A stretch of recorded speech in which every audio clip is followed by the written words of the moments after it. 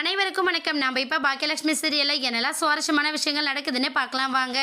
நம்ம பாக்கியா இனியோட பிறந்த நாளுக்காக ரொம்பவே ஆவலோட முழிச்சுக்கிட்டு நைட்டெல்லாம் முழிச்சு அவளோட இருந்த நல்ல நாட்களெல்லாம் யோசி நம்ம இனியாவுக்கு விஷ் பண்ணுறாங்க. கூடவே எழில், செலியன், ஜெனி, அமிர்தான்னு எல்லாருமே ஒவ்வொருத்தரை தனித்தனியாக வந்து விஷ் பண்ண இதை பார்த்த இனியா வந்து ரொம்பவே வியந்து போயிடுறாங்க. வியந்து போனது மட்டும் இல்லாமல், அம்மா என்னம்மா வழக்கம் போல் எல்லாருமே விஷ் பண்ணது எனக்கு ரொம்ப சந்தோஷம். ஆனால் நீங்கள் அட்வைஸே பண்ணாமல் தூங்க போகிறீங்களே, இந்த வருஷத்தோட அட்வைஸ் எதுவுமே இல்லையா? நீங்கள் அட்வைஸ் பண்ணியே ஆகணும், நான் கேட்டே ஆகணும் அப்படிங்கிற மாதிரி இனிய உட்கார, உனக்கு இந்த வயசில் எல்லா புது பொறுப்புகளும் வரும், அதே கூட காதல வரும், புது மனுஷங்களும் வருவாங்க, புது உறவுகளும் வரும். எல்லாத்தையும் தாண்டி நீ ரொம்ப ஸ்டாண்டர்டாக நிற்கணும்.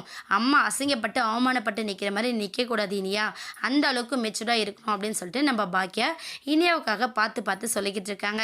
இனியாவும் இதையெல்லாம் கேட்டு ரொம்ப சந்தோஷப்படுறாங்க. சரிம்மா, கண்டிப்பாக நீ நினைக்கிறபடியே எல்லாமே நடக்கும் அப்படிங்கிற மாதிரி நம்ம இனியாவும் சொல்கிறாங்க. தூங்கி எந்திரிச்சதுமே நம்ம கோபிக்கு இனியாவோட பர்த்டே ஞாபகம் வந்துடுது. பர்த்டே ஞாபகம் வந்ததுமே ராதிகா கிட்ட, ராதிகா கிளம்பு, நம்ம இன்னைக்கு அந்த வீட்டுக்கு போகணும் அப்படின்னு சொல்லிட்டு சொல்கிறாங்க. உடனே ராதிகா வந்து, என்ன எதுக்காக என்னை அந்த வீட்டுக்கு கூப்பிட்றீங்க?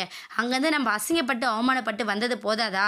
திரும்ப எதுக்கு நம்ம அந்த வீட்டுக்கு போய் அசிங்கப்படணும் அப்படின்னு சொல்லிட்டு நம்ம ராதிகா சொல்ல, இன்னைக்கு இனியா பாப்பாவுக்கு பர்த்டே, நீ வரையா வரலையா அப்படின்னு சொல்லிட்டு நம்ம கோபி சத்தம் போட, உடனே நம்ம ராதிகா வந்து, இல்லை கோபி நான் வரேன் அப்படின்னு சொல்லிட்டு நம்ம ராதிகாவும் கிளம்பிட்டாங்க. கூடவே நம்ம ஈஸ்வரியும், இனியா பாப்பாவுக்கு பர்த்டே, நான் முன்னாடியே கிளம்பணும் அப்படின்னு சொல்லிட்டு நம்ம ஈஸ்வரி கிளம்பி வந்துடுறாங்க.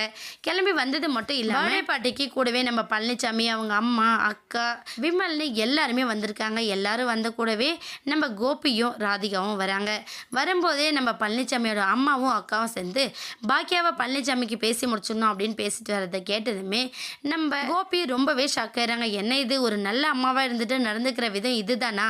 இதுதான் பசங்களுக்கு நல்ல படத்தை புகுட்டுறோம் அப்படின்னு சொல்லிட்டு கடைசியில் அவளோட சந்தோஷத்தை மட்டுமே பார்த்துக்கிட்டு இருக்காளே அப்படிங்கிற மாதிரி நம்ம கோபி சத்தம் போட, உடனே பாக்கியா வந்து, போதும் நிறுத்துங்க, என்னை பற்றி பேச உங்களுக்கு எந்த ரைட்ஸும் கிடையாது. நான் எப்படி இருக்கணும் ஏது பண்ணணுன்றதும் எனக்கு ரொம்ப நல்லா தெரியும். நீங்கள் யாரும் இதில் தலையிட வேண்டாம் அப்படிங்கிற மாதிரி அவங்களோட முகத்தை உடைச்சிடுறாங்க. கூடி சீக்கிரம் நம்ம பாக்கியாவும் பழனிசாமியும் சேர்ந்து ஒன்றா அவங்களோட பிஸ்னஸ் மாதிரியே அவங்களோட லைஃப்பையும் ஸ்டார்ட் பண்ணாங்கன்னா ரொம்பவே சுவாரஸ்யமாக இருக்கும். வெயிட் பண்ணி பார்க்கலாம். இந்த வீடியோ உங்களுக்கு பிடிச்சிருந்தா மறக்காமல் நம்ம சேனலை சப்ஸ்கிரைப் பண்ணுங்கள். தேங்க்யூ.